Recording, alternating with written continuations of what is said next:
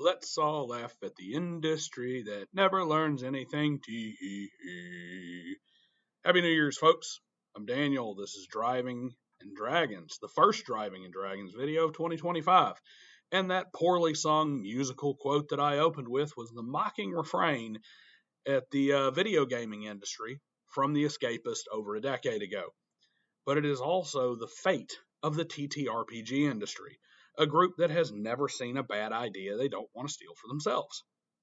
We are just 7 days into Christmas, and I can say with unerring certainty that if Jacob Marley visited the mainstream TTRPG community, he would tell them that their doom is to continue trying to fix their problems by doubling down on their own stupidity. This goes for the counter-revolutionaries in the OSR space as well. They're not immune, though it is largely a D&D problem, as the loudest and most annoying of the culprits are almost exclusively in the D&D or D&D reskin space. So, what have we got to ring in the 12 days of Christmas and carry us into the new year? Well, to start, Session 0 has entered the asinine safety tools debate, and both sides are just being stupid about it, as always. The folks over at WOTC formally used one of the safety tool Sparkle Troll's favorite tactics, lying about what a safety tool is in order to tell you that you've always used safety tools. This is just a formal name for them. This is an insidious tactic straight out of Stalinist Russia. You see, the biggest issue with safety tools is not the content is being curated and standards of behavior are being expected at the table. The issue with safety tools is that they usurp the authority and agency of the game master and transfer it to the players, allowing any individual player to disrupt the game or control the game for everyone else. I like to use this example to illustrate the point. A game master has 5 players. 1 has crippling arachnophobia. 2 is just absolutely against even the mention of vaguely sexual content. 3 recently lost a child and can't handle the death of a child in game. 4 is very uncomfortable with themes of demonic possession, and 5 is a recovering alcoholic who doesn't like depictions of revelry and drunkenness. In the normal world, where people like myself and Attune from We Love TTRPG say, the golden rule is don't be a dick, and that's really all you need. When the GM mentions that the game is a horror theme, focused on devils and demons controlling the hedonistic desires of others to drive them to ruin, it all plays out like this. 4 opts out. He will join the next game. When the crazy spider demon shows up, 1 simply excuses himself from the table. Same goes for the others if their taboos are touched on in a bad enough way, and at most, a player addresses the game master later, privately, to inform them that he touched on a pain point, and there's still a game, and everyone acts like an adult, and disruptions are minimal, if at all. The second you make it safety tools with X cards and lines and veils and that nonsense, now the game is scrapped. Instead of maybe losing 1 player, all of those topics and any other player has, just shuts down the game entirely. If it was something no one thought of, like the tavern carousing scene making the AA member uncomfortable, instead of 1 player fading their character into the background and excusing themselves for a few moments, bam, kill the game, make everyone feel uncomfortable for the rest of it. Everything on the players' individual lists, spoken or unspoken, stops the game not just for them, but for everyone. But the Sparkle Trolls, they'll come out and they'll tell you that lines and veils is the same thing as a DM telling everyone what to expect. It's just agreeing to what content is allowed and not allowed. But it isn't. A DM saying, this table will be PG-13 with no explicit sexual content or anything not allowed in a PG-13 movie is a directive to set a standard for the table in advance. Lines and veils is every player getting to arbitrarily change the standard as they please when they wish. These are very different, and the safety tool crowd knows this. They simply use the false comparison to make the other side appear to either fight against a reasonable position or force them to concede ground. thus the inclusion of Session 0 in Wizards of the Coast's Safety Tools section of the new Dungeon Master's Guide. This is WOTC and their ilk trying to say Session 0 is a safety tool, and that we have always done Session 0, so we should equally embrace all other safety tools. Of course, a lot of the Grognard community simply cannot help themselves, and they play right into the hands of their enemies by loudly proclaiming that they never did a Session 0 before. We didn't need Session 0 back in the day. That's all new snowflake woke BS, and you're trying to ruin the game. No. Bad OSR. Stop it. We absolutely did and always have had Session 0. That may not be the name we used, but we did. Session 0, with a long-standing group, sometimes as simple as the GM calling everyone and saying, this is what I'm thinking of running. Are you interested? Okay, I'll get everyone on board. Roll a character to level X, no XYZ races or classes, equipment worth X amount of gold, and we'll see you on Sunday.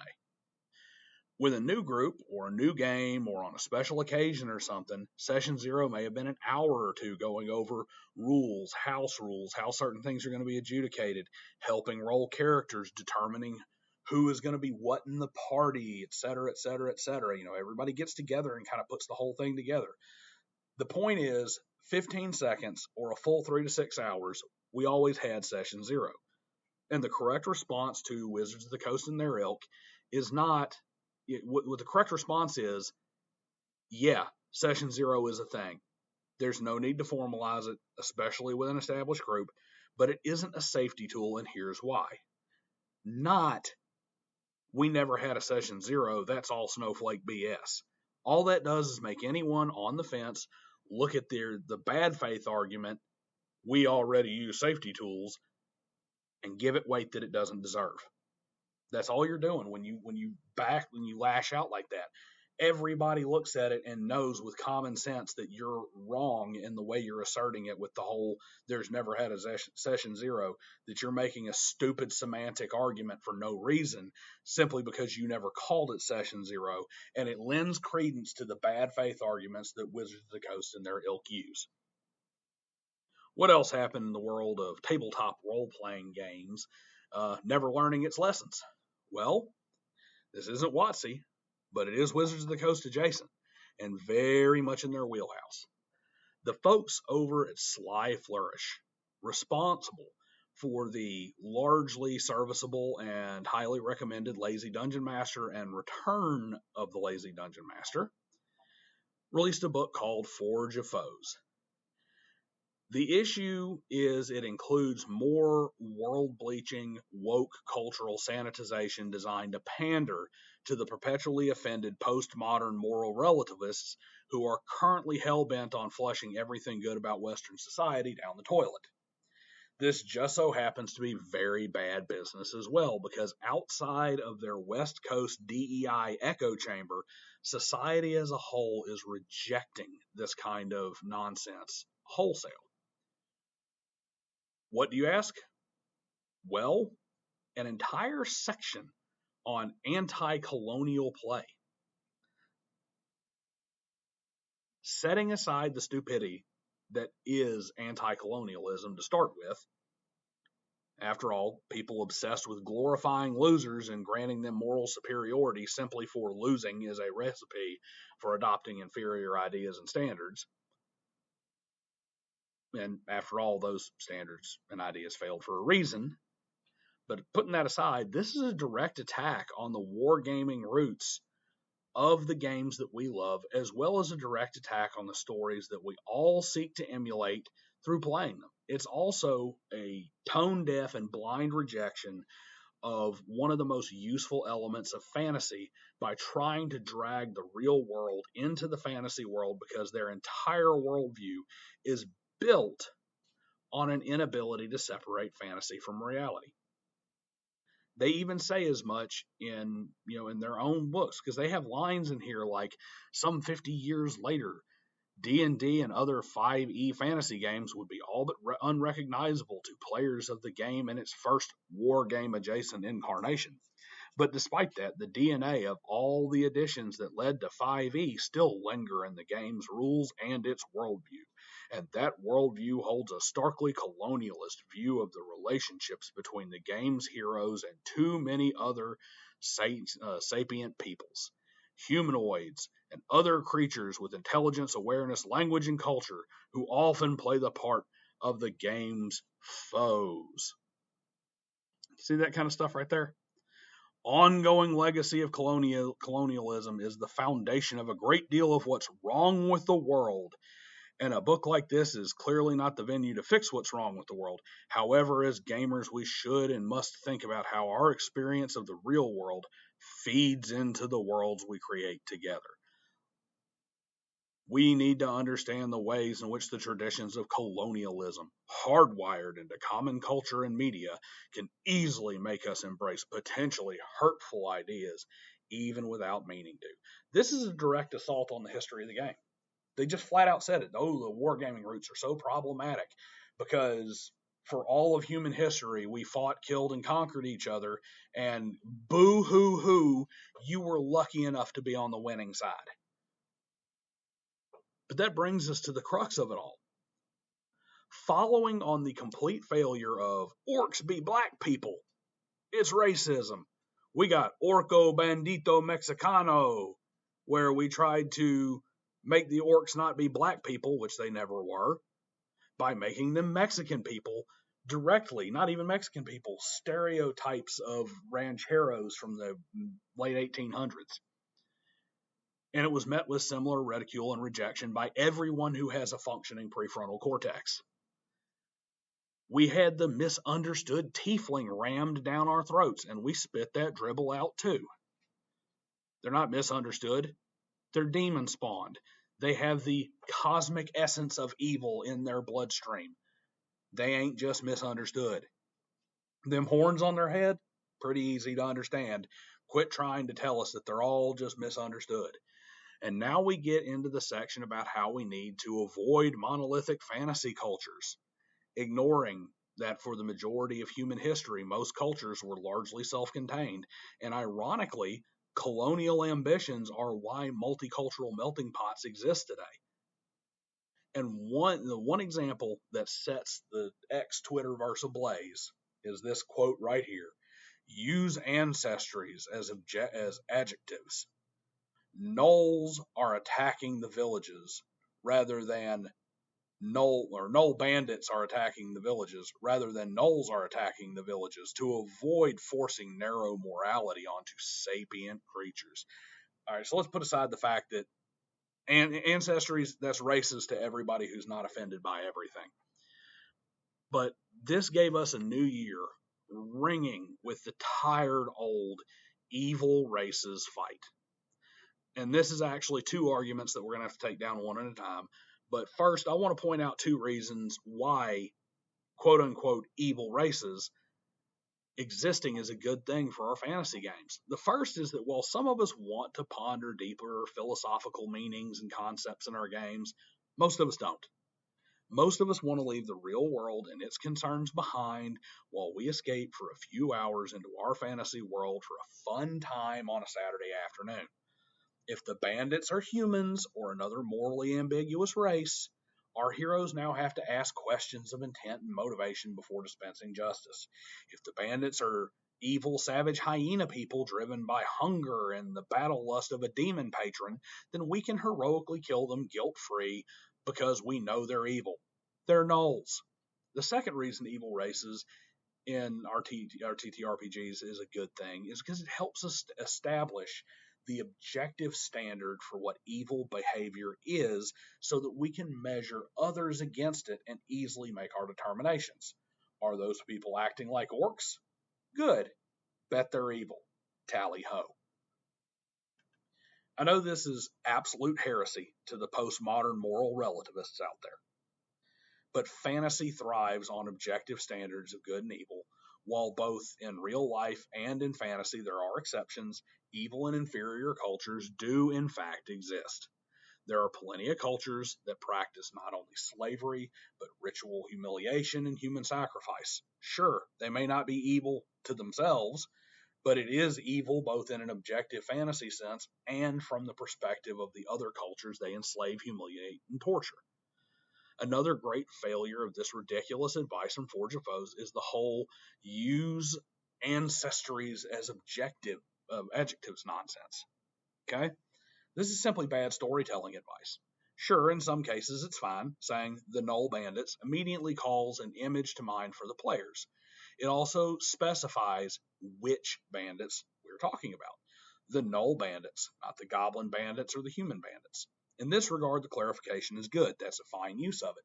However, if all the bandits are gnolls and you are describing a scene of exclusively gnolls attacking a village, further description is at best wasted words and at worst confuses the image in the player's mind.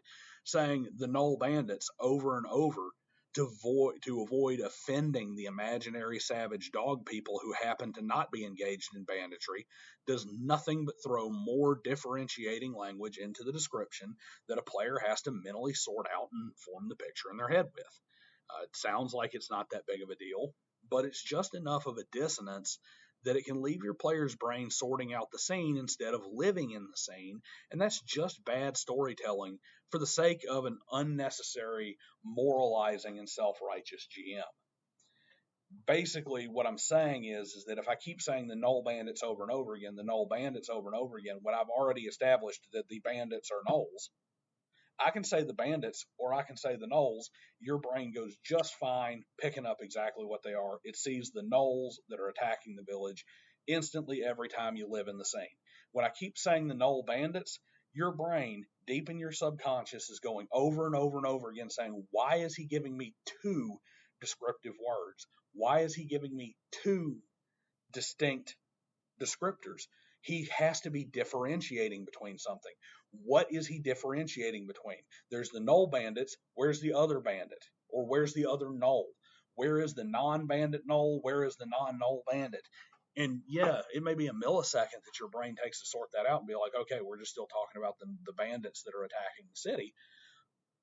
But that one little millisecond of dissonance is going to constantly give your players that feeling of something being not quite right or something could have been just a little better. This is, you see it all the time in editing for fantasy novels or for any kind of nonfiction or something. They have different words that are your editor's favorite to get rid of. For right now, I don't know why, but I'm drawing a blank. But there's a lot of transitional words that are basically considered heresy and evil in writing because they're wasted. They serve no purpose. If you take them out of the sentence has the exact same meaning.